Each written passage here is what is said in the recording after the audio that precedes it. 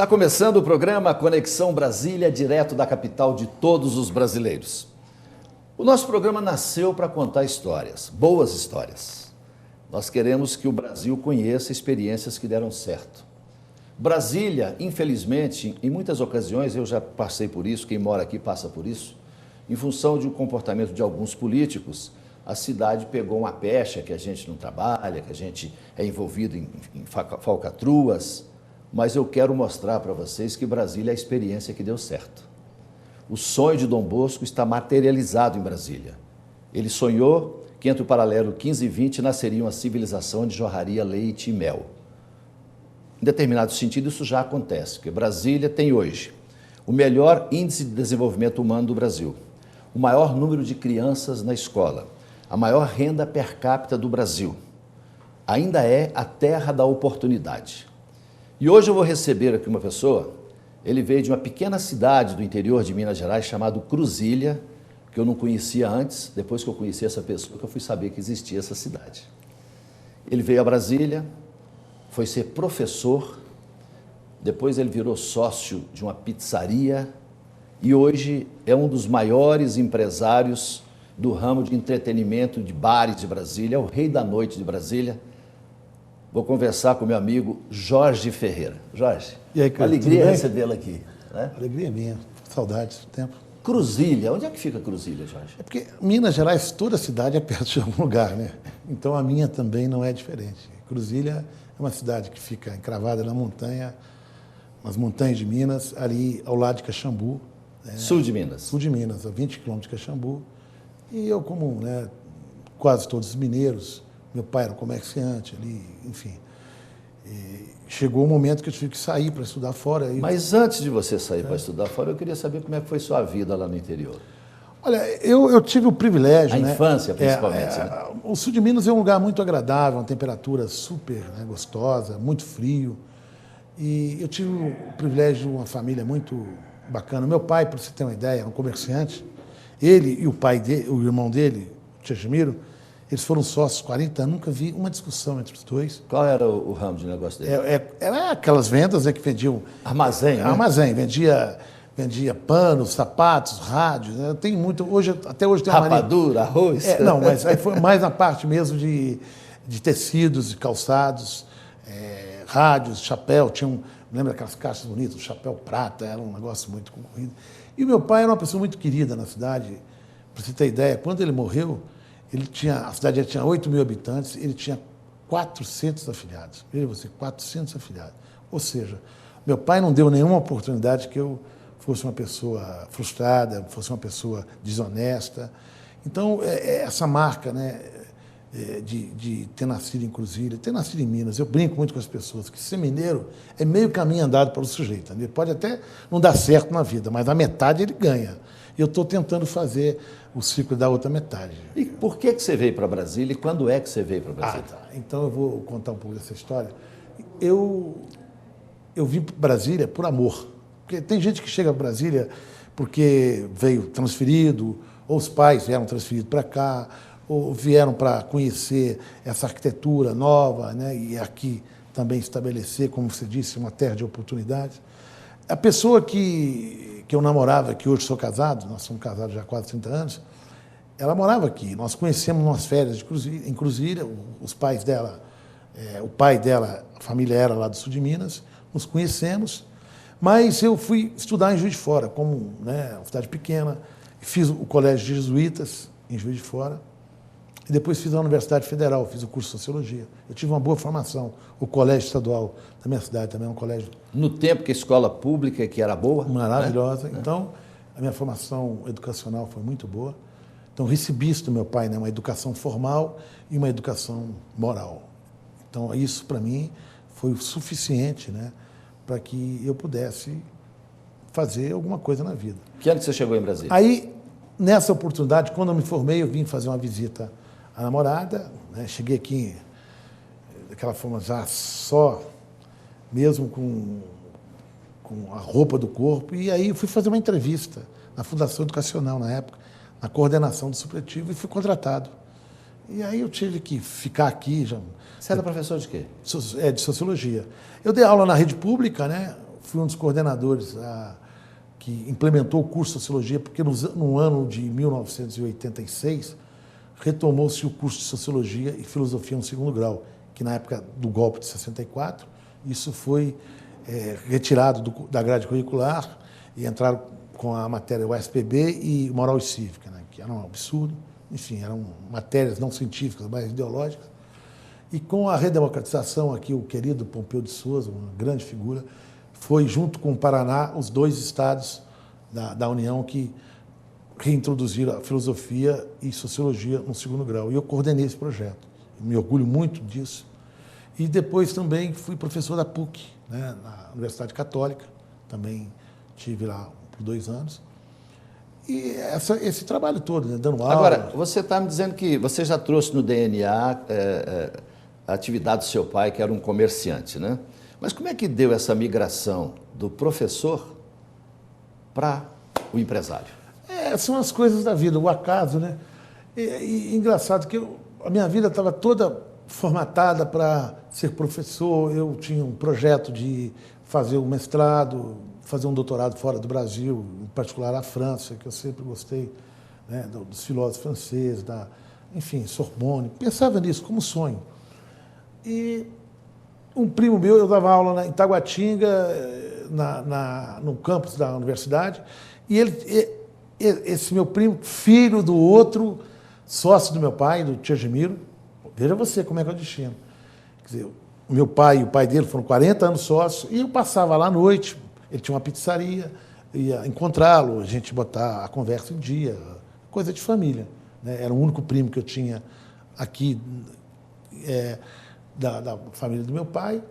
E ele, numa dessas conversas, falou: Jorge, está tendo uma loja lá na Asa Norte, você não quer trabalhar comigo, a gente ser sócio, dar continuidade ao projeto familiar e Ele tal. queria expandir a pizzaria Gordeixos. Isso, o Danilo. Eu falei: mas eu dou aula, é muito difícil, eu dava aula de manhã, tarde e noite, 60 horas, né? Eu trabalhava na rede pública de dia e na universidade à noite. Ele falou: mas eu toco. Enfim, começamos essa história, né? E a partir disso foi em 87. Aí, em 89, surgiu o Feitiço Mineiro, que era do lado. Feitiço Mineiro já existia ou foi uma criação sua? Não, foi uma criação nossa. Então, em 89, e o Feitiço, e logo quando eu... Deixa eu só fazer um parênteses para explicar para o Brasil o que é o Feitiço Mineiro. Feitiço Mineiro é uma mistura de bar, restaurante com centro cultural, né? O Jorge transformou o Feitiço. Lá já se apresentaram, uma casa relativamente pequena, mas os grandes nomes da música popular brasileira já se apresentaram lá, né? Então, quando você criou o Feitiço, já tinha essa concepção? Nenhuma. Foi uma história muito engraçada, porque nesse mesmo ano eu fui eleito para o Sindicato dos Professores. O sindicato, naquela época, o Sindicato dos Professores de Brasília era um dos sindicatos mais importantes do Brasil. Para você ter uma ideia, nós fazíamos assembleias de 25 mil pessoas, né, ali no Mané Garrincha. Nós tínhamos uma força social muito grande, porque juntava a rede pública, a rede particular. E era aquele processo de redemocratização da cidade, né? Porque, para quem não conhece, Brasília não tinha eleição de governador, não tinha deputados. Até 1985, Brasília era uma cidade totalmente administrada pelos militares, né? Eles que indicavam. E em 86 nós tivemos as primeiras eleições para senadores, deputados. Então Brasília começou a ter uma vida política representada, enfim, movimentada, reivindicações, o Brasil se democratizando. Então, eu também entrei no sindicato. Então, o Feitiço era uma loucura, porque eu saía do sindicato, eu não sabia se eu era empregado, se eu era patrão, era uma coisa muito confusa na minha vida. E o Feitiço tinha muito isso que você disse. Tinha a política, a literatura, a música, era uma mistura. E principalmente a culinária mineira, né? Exatamente. O melhor torresmo de Brasília, né? E eu fiquei nessa dobradinha aí até 94. Aí, em 94, eu resolvi mesmo deixar o magistério e me tornar empresário. Foi um dilema para você? Foi muito grande, porque eu passei... eu sou uma pessoa, como muitos de vocês que estão agora, né, nos assistindo, aquela coisa que um pai, né, de uma cidade pequena, naquela época era muito difícil, né, a formação de um filho, nós éramos em 6. Né? Meu pai morre em 79, Ou seja, quando eu estava entrando na universidade, nós éramos 6 irmãos, eu era um dos mais novos. Quer dizer, foi muito difícil a nossa formação. E eu, em alguns momentos, eu achava assim que eu estava traindo meu pai, né? Mas ele, minha mãe, porque eles um esforço muito grande. Mas, de outra forma, também era uma homenagem a ele pela trajetória dele como comerciante, como empresário. Aí vem né? essa coisa, esse talento que talvez estivesse lá, né, no seu DNA, porque os meus avós eram comerciantes, os bisavós eram comerciantes. Talvez isso despertou em mim esse lado. Como despertou um outro lado também, que os meus bares que eu monto, sempre me preocupo Bom, muito. depois do feitiço, vamos falar dos outros bares. Aí depois veio aquele vulcão que foi o Bar do Brasil, o Café do Brasil, Armazém do Ferreira, né, que hoje é um bar maravilhoso. Aí depois veio o Bar Brasília, enfim, hoje já são 11 bares. Bar Brahma. Bar Brahma. É uma festa, a cidade, como se disse, quem vier São para 11 Brasília, casas? 11 casas. E um dos empreendimentos que é um dos seus xodós, que é o Mercado Municipal, né? Mercado, esse eu acho que é uma referência nacional, né? O Jorge trouxe para Brasília, né, uma miniatura do Mercado Municipal de São Paulo, né? Trouxe aquela filosofia de trabalho, trouxe inclusive pessoas de lá para trabalhar aqui. Ele fez um mini mercado aqui em Brasília, que é um grande sucesso também. Mas, Jorge, nós vamos conversar no próximo bloco, porque nós estamos falando agora do empresário. Mas tem uma faceta muito interessante do Jorge Ferreira, que é a faceta ele já falou do sociólogo, do artista, do poeta, do político sem disputar a eleição. E agora também ele está gravando um CD com músicas especialmente compostas, né, que eu já ouvi, está um negócio muito bonito. Mas no próximo bloco eu vou conversar com ele sobre essa outra faceta deste grande empresário, desse professor, desse sociólogo, desse educador de Brasília, chamado Jorge Ferreira.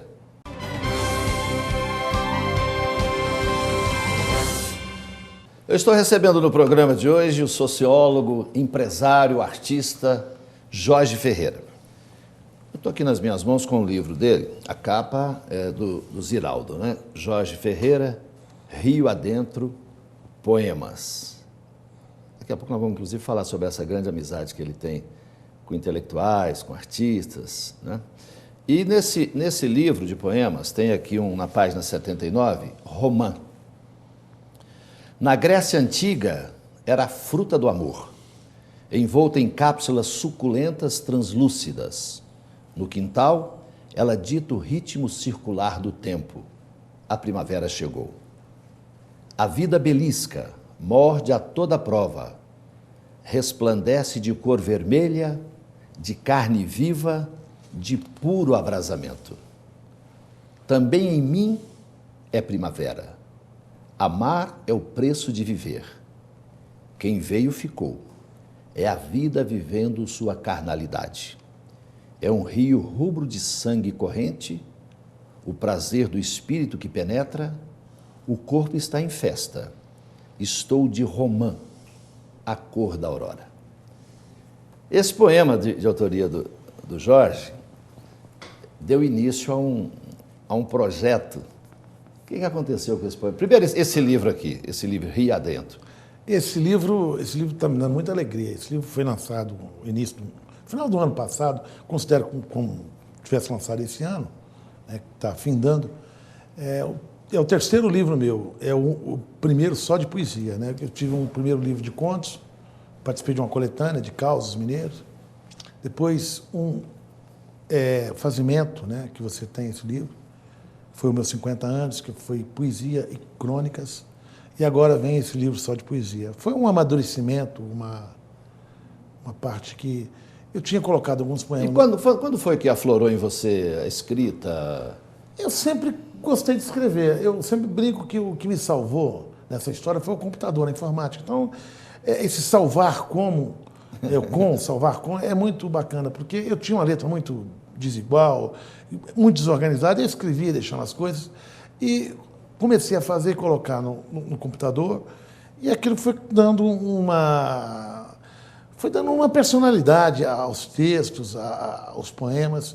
E eu resolvi mostrar para alguns amigos mais críticos e tal, e eu senti que não estava fazendo uma coisa que fosse nada para a Academia Brasileira de Letras, mas também não era tão ruim assim. E esse poema Romã, o que aconteceu? Esse poema, eu fiz o livro e esse amigo meu lá de Belo Horizonte, o Zé Beto Correia, que é um músico conhecido aí no Brasil todo, ganha vários festivais, e ele tem uma parceria com um poeta lá de Cruzilha, o Luiz Carlos, o Caio Maciel, que é o Caio Junqueira, que é um poeta cruzilense que mora, professor em Belo Horizonte. Eles já têm 2 CDs, e o Caio mostrou para ele esse livro, e ele resolveu fazer um poema.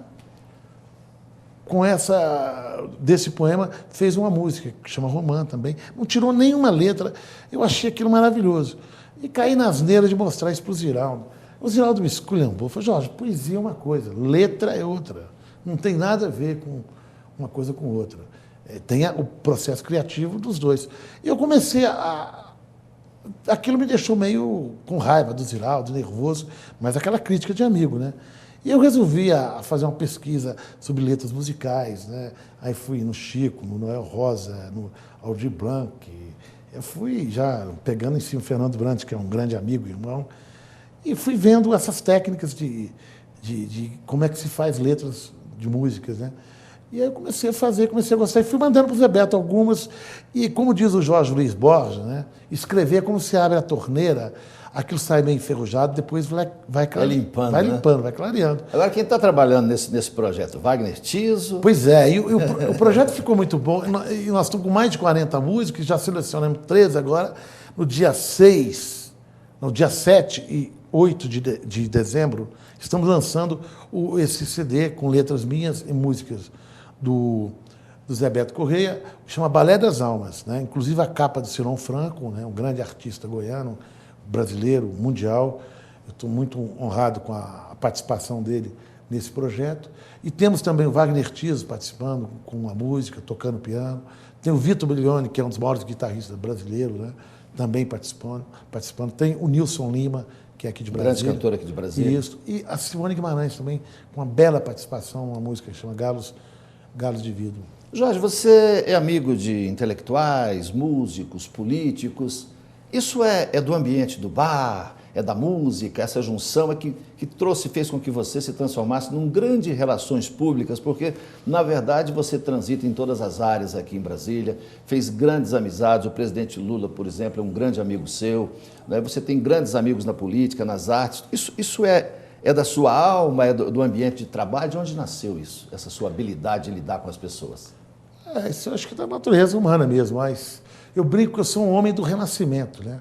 Eu não sou uma pessoa só de uma turma, eu brinco, eu tenho a turma do futebol, que eu gosto, tenho a turma minha da pescaria, a turma da poesia, da literatura, a turma da música, a turma da política, né? A turma de tomar cerveja, discutir só conversa, jogar conversa fora. Eu nunca fui de um grupo só. Eu acho que a gente chega numa um certo amadurecimento, se você vai... Eu vejo o seguinte, 3 coisas, Cleito, é importante na vida do homem. Eu acho que a idade que eu estou chegando, eu estou com meus 53 anos, 3 coisas que eu acho que tem que estar equilibrado quando uma certa idade, que ocupa 90% do seu tempo, ou até mais, que é o seu trabalho, né? A sua família e os seus amigos. Se você chega equilibrado, às vezes você não está tão bom no trabalho, mas está bem com os amigos, com a família, ou então você não está bem com os amigos, mas está bem com a família, enfim.